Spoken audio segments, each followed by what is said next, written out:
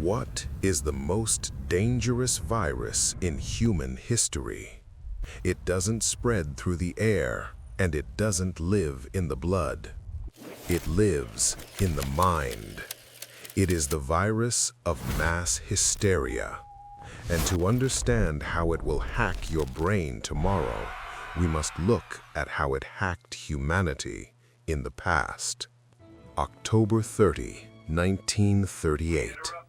Millions of Americans are gathered around their wooden radios. Suddenly, the music stops. A panicked news anchor announces that Martians have landed in New Jersey. It was just a fictional radio play by Orson Welles. But the human brain is wired for survival, not logic. Pure panic erupted. People packed their cars, grabbed their shotguns, and fled their homes, hiding from an alien invasion that existed only in their imaginations. The law of suggestibility had been weaponized. But fear doesn't just make us run, it can make us physically sick. In June 1962, workers in a textile factory in South Carolina began reporting severe nausea and strange skin rashes. Rumors spread of a toxic, invisible June bug biting the women. Over 60 employees collapsed and were hospitalized. When scientists investigated, they found absolutely nothing. No bugs, no toxins. It was mass psychogenic illness. The extreme stress of the factory floor had manifested as real physical pain. Their minds created the disease. Fast forward to December 2012. A global cult predicted the end of the world based on the Mayan calendar. They believed only one tiny village in Turkey named Sirince would survive the apocalypse.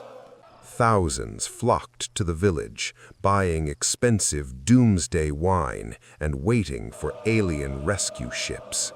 But the sun rose normally. The world didn't end. In 1956, psychologist Leon Festinger called this cognitive dissonance. When a prophecy fails, believers don't admit they were wrong. They double down, claiming their faith actually saved the world. Today, in 2026, the cult doesn't need a radio or a village.